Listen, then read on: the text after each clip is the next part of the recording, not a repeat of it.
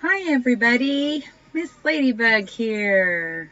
This is my second video, my second long run video um, that I'm putting out, trying to educate people about benzodiazepines, opiates, medical marijuana, um, mental health issues, physical health issues, good diet, all kinds of stuff. Normally I blog, but I currently am struggling with some symptoms from coming off long-term use of opiates and benzodiazepines, and being able to write and stay focused to write doesn't work very well for me right now, as well as if I saw it all in writing, I would pick it apart so badly that I would never share it. So I decided to do videos to share with you parts of my journey and to educate you as I become educated about long-term use of any kind of benzodiazepine for sure, and opiates, and how medical marijuana has helped me, and how I have had to be an advocate for my own health care. So anyway, the first thing I wanted to touch on is you all witnessed on my first video a bit of an aha moment when I realized that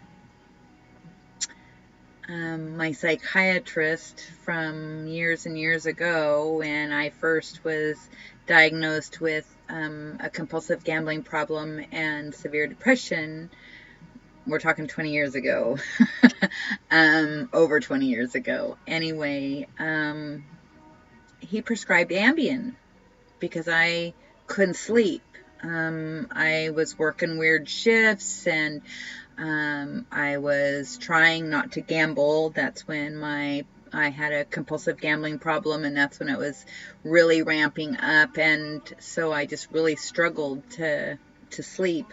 So he prescribed this, and it was a wonder drug. I mean, you take it and you lay down, and 30 minutes later you're out cold for 8 hours, you know, sometimes 6 hours, then sometimes 4 hours, and then sometimes you don't really fall asleep. And that's what happened with me.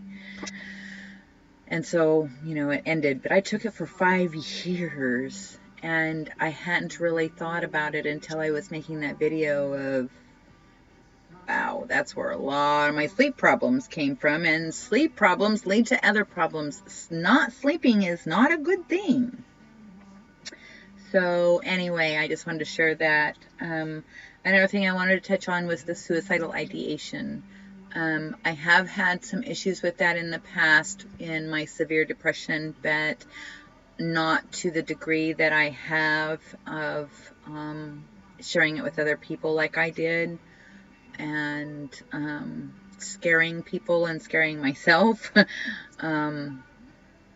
Yeah, and that I'm chalking that completely up to the benzodiazepines, because that had never happened before to the degree that it did. And so I want to tell all of you, those that care and are following me, because you do care and you're praying and you're lifting me up every day, and I'm so grateful for you. I have made what you would call covenants with people. I have made agreements around that, and those thoughts are waning. They're not as harsh as they were, and I can push them out. So I wanted to reassure those that might have concerned. But I also want anyone that's coming off benzos or off opiates to be aware that that can be a component and a symptom, and please reach out for help. I called hotlines day after day after day before I finally got hospitalized because of my behaviors. So anyway, that's something I wanted to touch on for a short period. It wasn't really on my list, but that me saying that. So I didn't go to the hospital to detox. I had worked for almost a year and a half with my primary care physician of telling her that was my goal, and she was aware of it, and she knew I was using medical marijuana to do so, and she was all over it. She was very pleased and happy for me when I told her, you know, when each time I'd go in and I'd say, no, I don't need that high of a dose anymore, or no, I don't need that many anymore, she was like just thrilled. And I just, slowly tapered down over a year and a half before I had my last dose. The same with the Xanax and Ativan, although I did not take it as far down as I should have, and I will, but I didn't have anyone. I'll admit that I did that wrong, but she also knew what I was doing, and she didn't correct me. and she also did not forewarn me of how traumatic and really, truly life-changing detoxing and getting your brain repaired after long-term benzo use, or even short-term benzo use, because some people have just a few weeks and they have the problems I'm having. So anyway, I just, I'm okay. I just want y'all to know.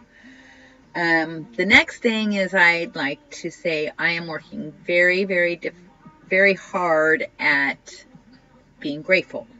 I am doing a 90 days of gratitude on Facebook, where you have to submit 3 things you're grateful for each day on a consecutive basis.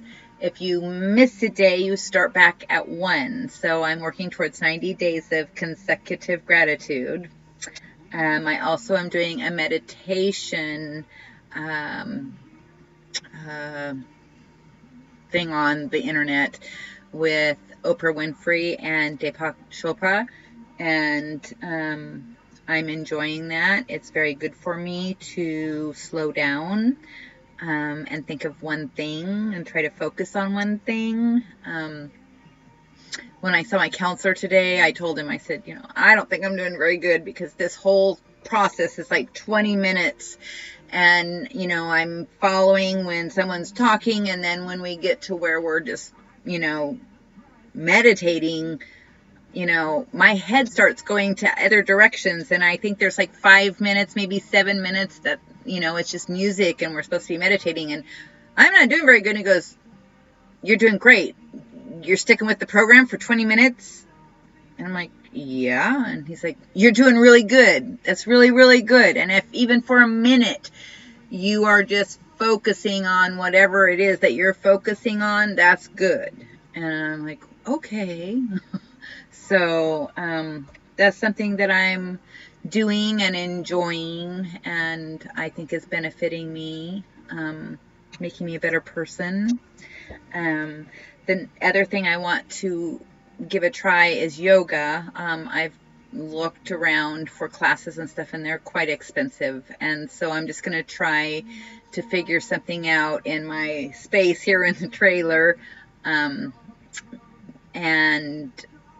find something online or on YouTube or something, because I've had it recommended because I am a physical person, and that it might help physically with my pain issues, just getting stretched out and moving them and strengthening them, as well as having the focus. So I'm going to give that a try. My diet, like I said, some days I'm hungry and I'm up and I'm cooking, and that's a big part of it, is if I can focus to cook. It's hard to focus on anything, and anyway, so some days I eat really good, and then some days I'm junking it, and some days I don't eat very much at all. But I am working on having at least one decent meal a day, and that over half the time I grab a healthy snack rather than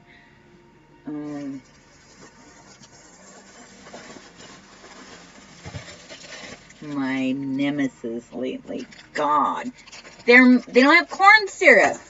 It's the only thing I could find with no corn syrup that I could, possibly afford. I mean, you can find candy bars that are $5 a piece, but geez, I can eat a whole bag of these.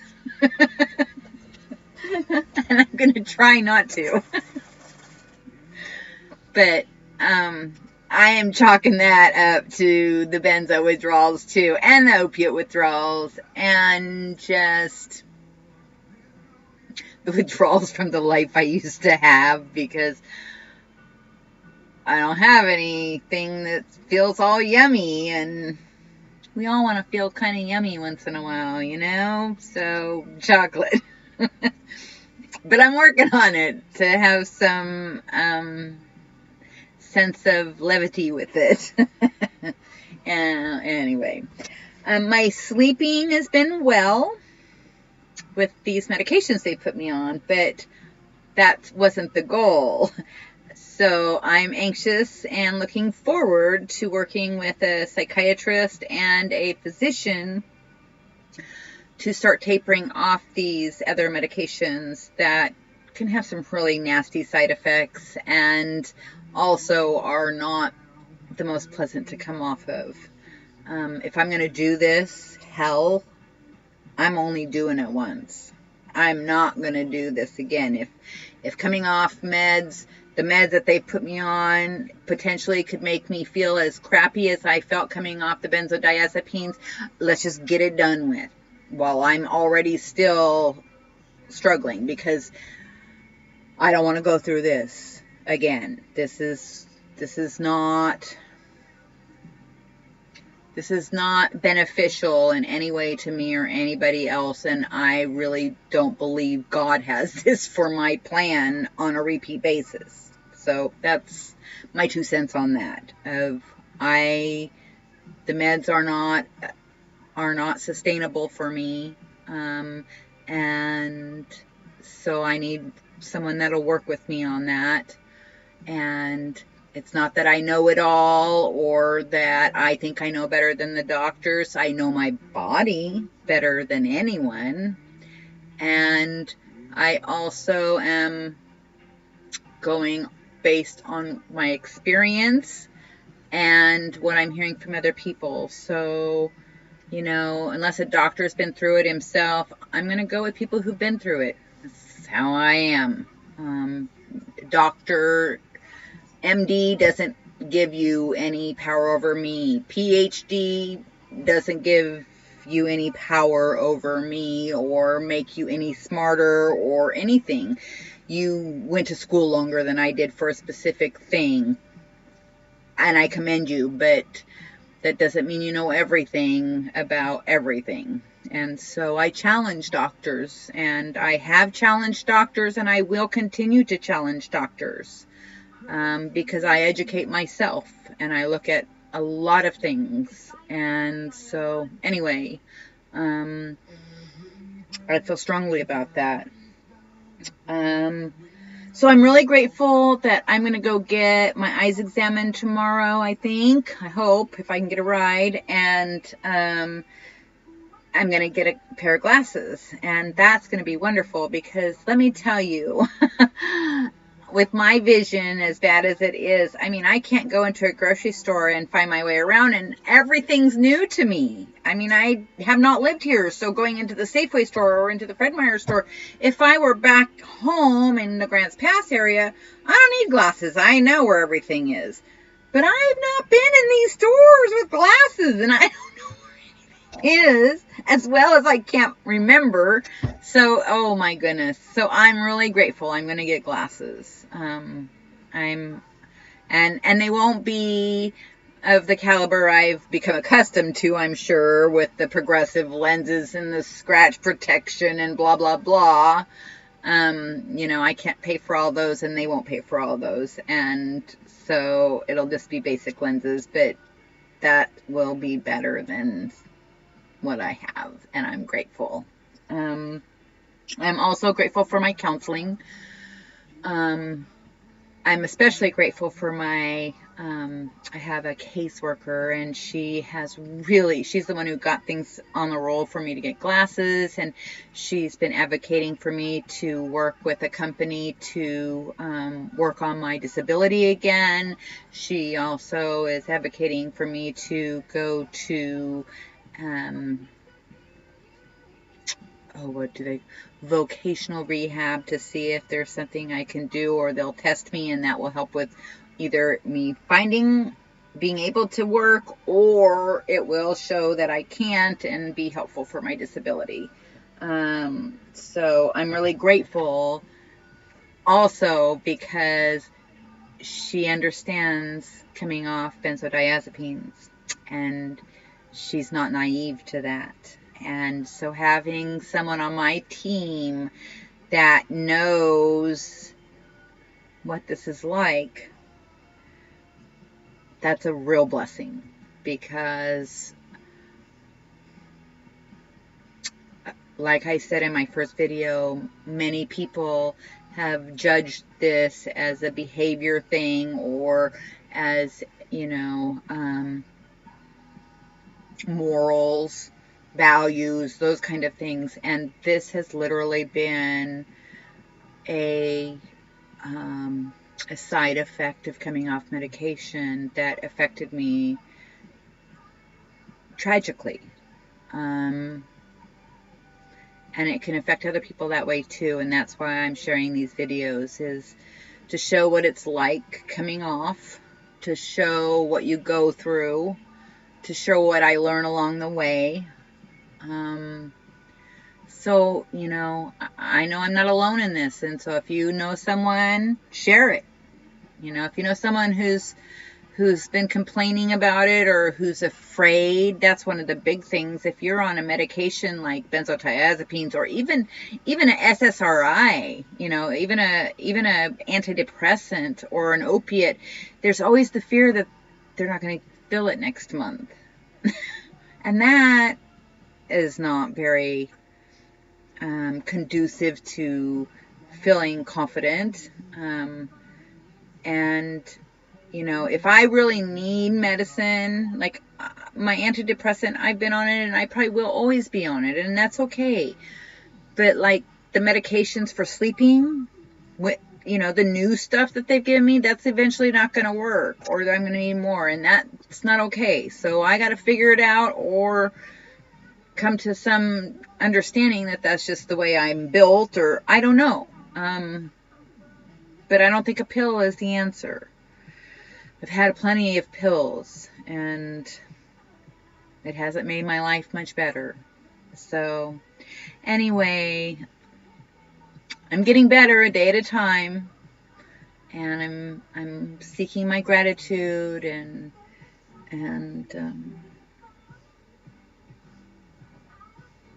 I just hope somebody gets something out of this, and maybe even somebody is inspired or encouraged. And if my family or my friends are watching it, I hope you get a little understanding of where I'm at. Anyway, wishing you all peace, as I always do. Bye.